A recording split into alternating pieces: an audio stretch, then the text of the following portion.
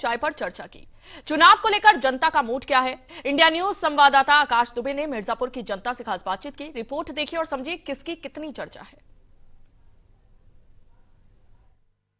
आप सभी का स्वागत है। सातवें और अंतिम चरण में मतदान होने मात्र 3 दिन शेष बचे हैं। मिर्जापुर लोकसभा सीट पे क्या मिजाज जनता की है, जनता क्या सोच रही है, किन मुद्दों पे बातें हैं। चाय की दुकान तो यहाँ फेमस होती है, मगर आपको बताते हैं कि मिर्जापुर में बरकछा एक ऐसा गांव है, ऐसा जगह है जहां पर का गुलाब जामुन बहुत फेमस है। लोग आते हैं और इसकी मिठास उनको खींच के लाती है। चाहे वो प्रदेश के किसी कोने से आए, अगर वो बरकछा से गुजरते हैं तो बिना यहाँ का गुलाब जामुन बिना खाए नहीं जाते। आपको दिखा दे पीछे, ये गुलाब जामुन है और इसकी मिठास जो है लोगों को खींच कर लाती है। जो इसका लजीज जो स्वाद है वो लोगों को खींच कर यहाँ पर लाता है। और लोग आते हैं तो रुकते हैं, बैठते हैं तो चर्चा भी करते हैं। यहाँ पर अगर आपको बता दें कि ये जो दुकानें हैं, यहाँ पे लोगों का जमघट लगा रहता है, लोग चर्चा में बैठे रहते हैं। और आपको ये भी बताएं कि जहां एक तरफ आखिरी चरण में सारी पार्टियों ने अपना पूरा ताकत झोंक दिया है, वहीं तापक्रम भी उसी तरीके से बढ़ गया है। 47 डिग्री टेम्परेचर रहा आज मिर्जापुर में। और ऐसे बढ़े हुए तापक्रम में हम बात करेंगे, जनता की राय लेंगे कि किन मुद्दों पे बातें हो रही हैं। क्या नाम है आपका? धर्मेंद्र अग्रहरी। धर्मेंद्र जी, 7वें चरण का मतदान होना, आखिरी चरण का, क्या मुद्दे मिर्जापुर में चल रहे हैं? मिर्जापुर में विकास का मुद्दा है। माननीय प्रिया जी हमारी सांसद हैं और विकास के कार्यों में 10 साल में प्रिया जी ने मिर्जापुर को जो कभी कल्पना नहीं किया गया था उसके आगे विकास करके दिखाया है। हम माननीय प्रिया जी के साथ हैं और मिर्जापुर हम भाजपा शीर्ष नेतृत्व को विश्वास दिलाना चाहते हैं कि 400 प्लस सीट में एक मिर्जापुर की सीट वहां पे जाएगी उनके गुलदस्ते में। क्या मुद्दे हैं? मुद्दों की बात करें तो मिर्जापुर में माननीय प्रिया जी जो पब्लिक जो मिर्जापुर की जनता जो विकास कार्यों के लिए बात सपने में भी नहीं सोची थी, अनुप्रिया जी ने करके दिखाया है। अब मिर्जापुर की जनता अनुप्रिया जी के साथ है, अनुप्रिया जी को वोट देंगी। अनुप्रिया जी, माननीय अनुप्रिया जी कम से कम यहाँ पिछला रिकॉर्ड तोड़ते हुए 2,32,000 से पिछला चुनाव जीती थी, उस रिकॉर्ड को तोड़ के आगे जाएंगी। क्या कहना है आपका? क्या मुद्दे हैं और किस तरीके से चुनाव रहेगा? मुद्दे तो यहाँ बहुत हैं। जैसे कि विकास का मुद्दा है तो विकास अनुप्रिया जी बहुत ही ज़्यादा यहाँ पर कर रही हैं। पिछले जितने भी सांसद थे कुछ भी नहीं करे थे। ये जब से अनुप्रिया जी आई हैं तब से विकास पर की गंगा बह रही है। तो हाईवे, रेलवे, मेडिकल, ये सब बहुत सारे जितने भी यहाँ पर विकास हुए हैं ये सब अनुप्रिया जी ही करी है। आपका क्या कहना है? विकास हुआ है? जी, विकास तो बहुत हुआ है। और मैं ये कहना चाहूँगा आपके माध्यम से, ये जो चुनाव है राष्ट्रवाद सुशासन पर आधारित है। और इसमें एक कहावत है, वह पथ क्या पथिक कुशलता क्या, जिस पथ पर बिखरे सूल न हो, उस नाविक की धैर्य कुशलता क्या, जब धाराएं प्रतिकूल न हो। आप 14 का इतिहास उठा के देखिए, जब हमारे देश के प्रधानमंत्री माननीय मोदी जी बने थे तो देश के क्या कंडीशंस थे उसमें, चाहे विदेश नीति लीजिए जो भी थे। आज हम एक अभिनंदन को छुड़वाने के लिए क्या कर सकते हैं हमारे माननीय प्रधानमंत्री ने दिखलाया है। कभी हमारे सैनिक के सर काटे जाते थे तो कोई बोलने वाला नहीं था, लेकिन आज एक अभिनंदन को बचाने के लिए मिसाइल का मुंह किधर होता है कोई बताने की बात नहीं है। क्या कहना है? जी, विकास की गंगा बह रही है। योग्य, सुशिक्षित, कर्मठ, कर्मशील प्रत्याशी के रूप में हम लोग निर्णय लेते हैं। और ये सरकार अगड़ों से लेकर के पिछड़ों तक, दलित से लेकर के SC ST तक सबको ध्यान दिया है, सबका मान सम्मान रखा है, सब पर विकास का राह बहाया है। चाहे आप शौचालय को ले लीजिए, चाहे वो आवास को ले लीजिए, प्रत्येक घर घर में पहुंच करके अनुप्रिया जी ने यह निर्णय लिया है, सबके विकास को उन्होंने राह बनाया है। आप पिछले कुछ सालों पहले देखते होंगे, हमारी दलित महिलाएं जो रोड के किनारे किसी भी समय निकलती थी, उनके घर में शौचालय नहीं रहा करता था और वो जाती थी। एक समय ऐसा रहा करता था कि सीधे वो जाती थी और जहां थोड़ा आड़ है, थोड़ा छाया है, वहां तो वो बैठ लेती थी।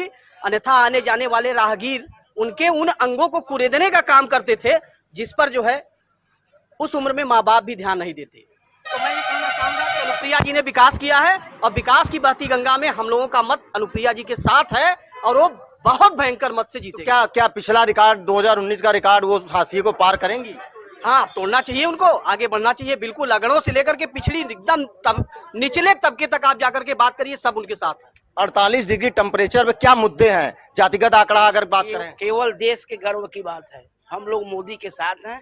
जो देश का गर्व बढ़ाएगा हम उसके साथ हैं। और जब से मोदी जी आए हैं कम से कम हमारे हिंदुत्व का सम्मान हुआ है, हमारे धर्म का बचाव हुआ है और विश्व में हमारे देश का छवि बहुत जबरदस्त उछाल हुआ है। इसलिए आप क्या कहेंगे? क्या मुद्दे हैं? क्या कौन सा मुद्दा, किस मुद्दे की बात कर रहे हैं? क्या यहाँ पे जो चुनाव हो रहा है जातिगत आंकड़ा है कि विकास की बात है? क्या 48 डिग्री टेम्परेचर में किस तरीके की बातें हैं? जीत हार, प्रत्याशियों की जीत हार की बात कर रहे हैं। कौन जीतेगा कौन हारेगा, यही मुद्दा, इसी मुद्दे की बात कर रहे हैं। मुद्दे पे लड़ाई हो रही। जनता, आप जनता है, क्या सोच रहे हैं कि आप? मैं जनता हूँ, मैं यह सोच रहा हूँ मिर्जापुर का मेन उद्योग पीतल उद्योग, दूसरा उद्योग कालीन उद्योग। हर चुनाव में कालीन उद्योग के विकास और पीतल उद्योग के विकास की बात की जाती है, परंतु वह उद्योग बढ़ा नहीं, निरंतर कम होता गया, घट गया और खत्म होने के कगार पर है। मैं यही कहना चाहता हूँ। लोगों का कहना है कि 400 पार है। आपके साथी यहाँ बैठे हैं, कह रहे हैं 400 पार होगा। हमारा साथी कोई नहीं है। आपके जनता यहाँ जो बैठी हुई है उनका कहना है 400 पार है। क्या इस पे क्या कहेंगे आप? नहीं, हमारा यह कहना नहीं है, हमारा यह कहना नहीं है। मैं सपाई नहीं हूँ। हमारा यह कहना है कि यहाँ के दो प्रत्याशी सपा और भाजपा में भयंकर कांटे की टक्कर है। कौन हारेगा कौन जीतेगा यह कोई नहीं जानता। अपने अपनी पार्टी की बात कहने वाले जरूर कहेंगे। आप क्या कहेंगे? क्या मुद्दे हैं? हम तो केवल एक चीज कहेंगे कि जब तक मोदी तब तक 400 पार। आखिर यहाँ पे आपका कहना है कि यहाँ का जो उद्योग है पीतल बर्तन कालीन, इस पे कोई चर्चा नहीं होती? देखिए, मैं विगत 35-36 साल से राजनीति करता हूँ, भाई साहब जानते हैं। मैं यहाँ का जिला प्रभारी रहा हूँ भारतीय जनता पार्टी पंचायत प्रकोष्ठ का। अशोक द्विवेदी हमारा नाम था। यहाँ प्रत्याशी की कोई बात ही नहीं है।